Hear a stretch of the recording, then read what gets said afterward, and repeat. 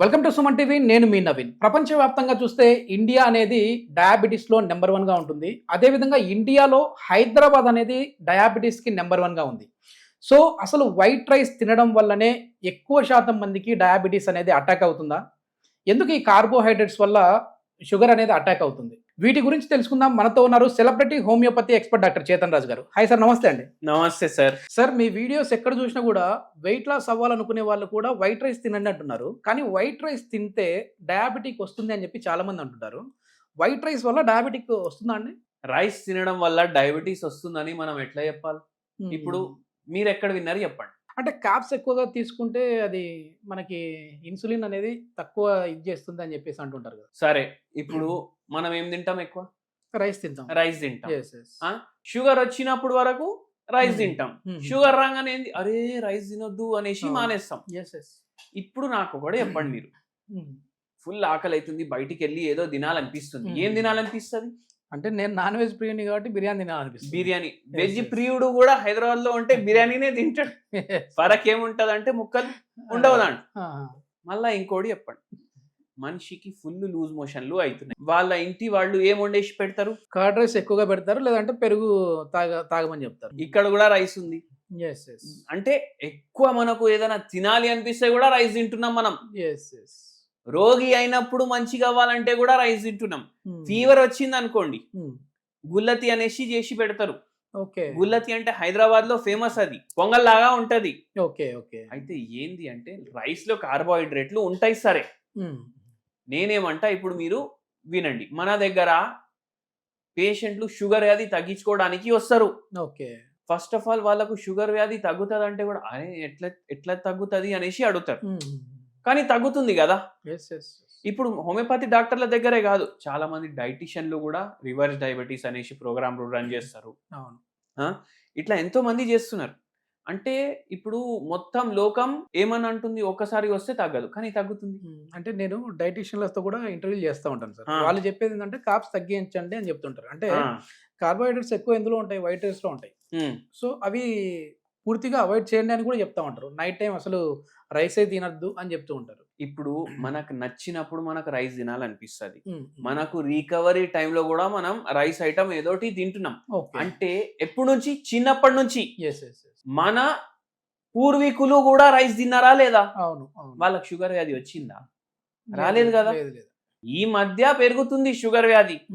అది రైస్ వల్ల పెరుగుతుందని మీరు అస్సలు నమ్ముకోకండి. ఎందుకు అంటే రైస్ వల్ల షుగర్ వ్యాధి వస్తుండే అంటే దాని గురించి గవర్నమెంట్ ప్రచారం చేస్తుండేనా లేదా? అవునా కాదా? అది మనం ఫస్ట్ తెలుసుకోవాలి. సెకండ్ ఏంటంటే, షుగర్ వ్యాధి మనకు రావడానికి కారణం ఏముంది అంటే రైస్ కాదు. అది మీరు ఓట్స్ తిన్నా వస్తుంది మీకు షుగర్ వ్యాధి, మీరు కినోవా తిన్నా వస్తుంది మీకు షుగర్ వ్యాధి. ప్రోటీన్ ఎక్కువ ఉంటది కదా ఓట్స్ లో, అయినా కూడా వస్తుందా? అయినా వస్తుంది. ఇప్పుడు ఓట్స్ లో కూడా కార్బోహైడ్రేట్ ఉంటది. ఓకే, అదే తక్కువ శాతం ఉంటది. లేదు, అంతే ఉంటది. Okay, okay. రైస్ లో ఉన్నంతే ఉంటది. ఫరక్ ఏముంటది అంటే, ఇప్పుడు చాలా మంది ఓట్స్ ఉప్మాలు కొనేసి ప్యాకెట్లు తింటారా లేదా? మీరు చూసినరా లేదా? అది ప్రాసెస్డ్ ఫుడ్, ప్రాసెస్డ్ ఓట్స్, మసాలాలు వేసి, ప్రిజర్వేటివ్ వేసి, అన్ని వేసి ఏం చెప్తాడు, గరం నీళ్లు వేయి తయారు ఓట్స్ తిననీకి అనేసి. దాంతో మీరు ఇంట్లో చేసుకొని తిన్న రైస్ తోటి ఎంత షుగర్ పెరుగుతుంది, దానికన్నా ఎక్కువ షుగర్ దాంతో పెరుగుతుంది. మన ముత్తాతలు, వాళ్ళ తాతలు, వాళ్ళ ముత్తాతలు అందరు, ఇప్పుడు కాకతీయ డైనాసిటీ ఉండే, అవునా కాదా? వాళ్ళు కూడా రైస్ తింటుండే, అవునా కాదా? అంతకు ముందు అశోక ద గ్రేట్ అనేసి ఎంపైర్ ఉండే, మౌర్యన్ ఎంపైర్ ఉండే, వాళ్ళు కూడా రైస్ తింటుండే. మళ్ళా దాని తర్వాత చంద్రగుప్త మౌర్యుడు, ఆయన టైంలో కూడా తింటుండే. అంతెందుకు, 5000 ఏండ్ల బ్యాక్ కూడా శాంపుల్స్, ఇప్పుడు ఇండస్ వ్యాలీ సివిలైజేషన్ అవన్నీ చెప్తారు కదా, ఏదైతే మొత్తం ఇండియాలో 5000 ఏండ్ల పాత ఏవైతే సివిలైజేషన్లు ఉండే, వాళ్ళ ఏం తింటుండే అంటే అవి దొరికినాయి. దాంట్లో రైస్ ఉంది, మళ్ళా మిల్లెట్లు ఉన్నాయి. దాని అర్థం ఏంది, మన జీన్స్ లో ఏదైతే మన కణాలు ఉన్నాయి దాంట్లోనే రైస్ ఉంది. ఇప్పుడు మీరు రైస్ మొత్తానికి తినకండి. సరే, తినరు అనేసి అనుకుంటారు కదా, పట్టుదలం, మస్తు పట్టుదలం పట్టుకొని తినము అనేసి అనుకుంటారు. ఏమైతుందంటే వారం 10 రోజుల తర్వాత మీరు నెలలో తినే అమౌంట్ ఆఫ్ రైస్ సడన్ గా తింటారు. ఓకే. ఎందుకంటే బాడీ వాంటది, కావాలని కోరుకుంటా ఉంటది ఇంకా. కోరుకుంటా ఉంటది. ఓకే. కానీ మనం ఏం చేస్తున్నాం, ఏ వద్దు వద్దు వద్దు వద్దు వద్దు అనేసి మనం అనుకుంటున్నాం, కానీ అది మనం కంట్రోల్ చేయలేం. ఓకే. అయితే ఏంది అంటే దాని బదులు ఓట్స్ తింటారు, అది కూడా ప్యాకెట్ ఓట్స్ ఉంటది. లేకపోతే చాలా మంది కొందరైతే కార్న్‌ఫ్లేక్స్ ఉంటాయి కదా, అవును. అది ఫస్ట్ అల్ట్రా ప్రాసెస్డ్ ఫుడ్ మొత్తం లోకంలో. అంటే మ్యాగీ వచ్చే ముందు కార్న్‌ఫ్లేక్స్ లో ఓకే. ఓకే. అది first ultra processed food. Ultra processed ఫుడ్లు అసలు తినొద్దు. రైస్ అయితే అల్ట్రా ప్రాసెస్డ్ కాదు, అవును. అది ప్రాసెస్ చేస్తారు. దాన్ని ఎట్లా ప్రాసెస్ చేస్తారు, వాళ్ళు ఏం చేస్తారంటే పాలిష్ చేసి అమ్ముతారు అనుకోండి. దాని మీద ఉన్న ఫైబర్ మొత్తం తీసేస్తారు. అవును. అయితే మనం ఏం చేయాలంటే, మీరు బ్రౌన్ రైస్ టేస్ట్ నచ్చిందంటే తినండి, సింగిల్ పాలిష్ రైస్ నచ్చిందంటే తినండి. ఓకే. లేదంటే ఇంకోటి కూడా ఆప్షన్ ఉంటుంది. నా పేషెంట్లు అందరూ ఇప్పుడు షుగర్ వ్యాధి పేషెంట్లు వస్తారు కదా మన కాడికి, వాళ్ళకి చెప్తా రైస్ తినాలనిపిస్తున్నా తినండి.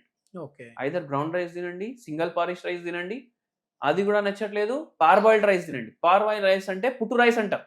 ఓకే. ఇది ఎక్కడ దొరుకుతుంది అంటే కేరళలో దొరుకుతుంది. ఇది కూడా తింటే మనకు షుగర్ లెవెల్లో అంత ప్రాబ్లం ఉండదు. ఓకే. మళ్ళా దాని తర్వాత లేదు నేను వైట్ రైసే తింటా అంటే ఏంది అంటే దానికి కూడా ఒక లెక్క ఉంది ఎట్లా తినాలి. ఫస్ట్ రూల్ ఏంటంటే రోజుకి ఒక్క పూట తినాలి. ఓకే.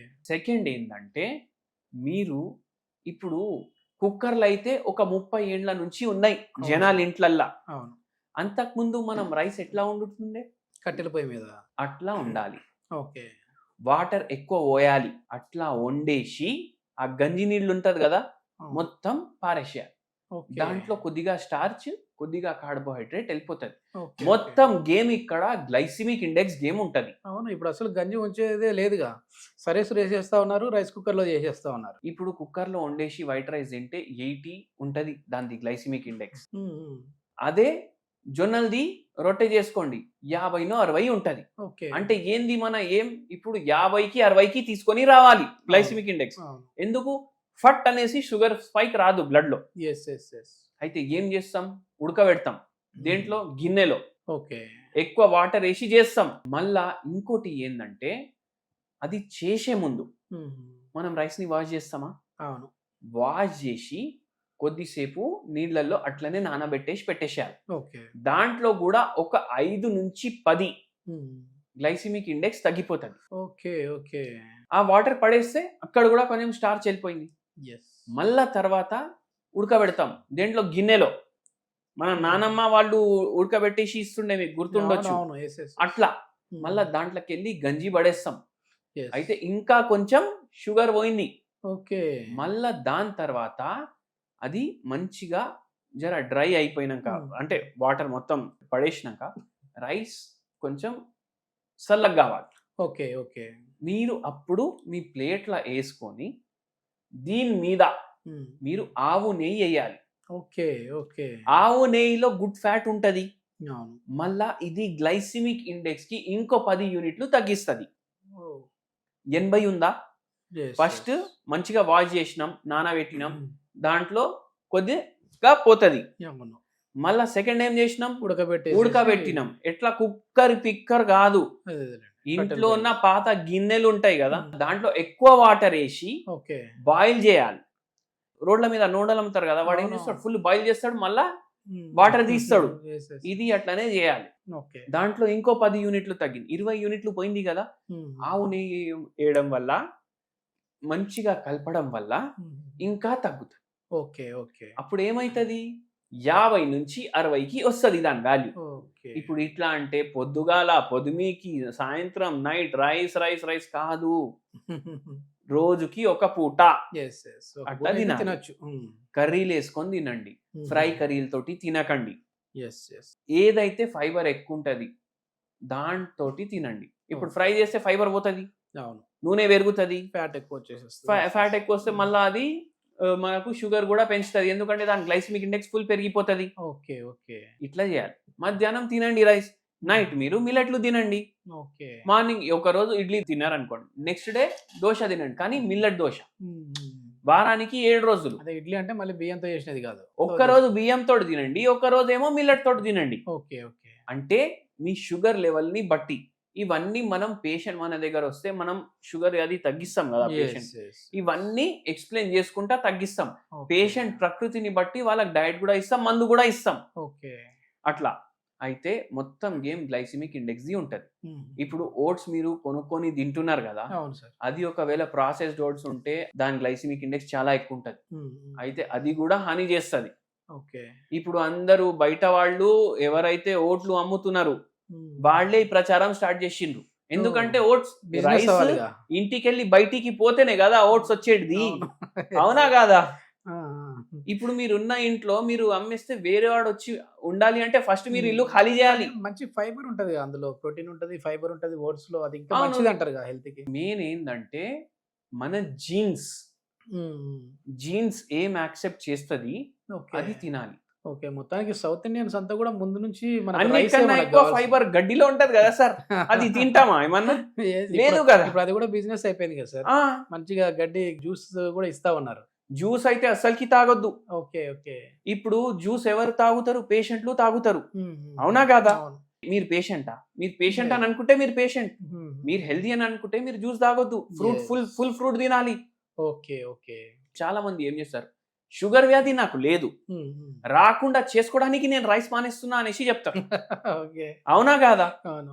మళ్ళా ఏం చేస్తారు, ఎక్సర్సైజ్ చేయరు, ఫుల్ స్వీట్లు తింటారు, పిజ్జాలు బర్గర్లు తింటారు. ఏమని అంటే అరే రైస్ లేదు కదా దీంట్లో, అరే రామా ఇవన్నీ వచ్చినాకనే కదా మన దగ్గర షుగర్ వ్యాధి కేసులు పెరిగినాయి. ప్రాసెస్ ఫుడ్లు, అల్ట్రా ప్రాసెస్ ఫుడ్లు.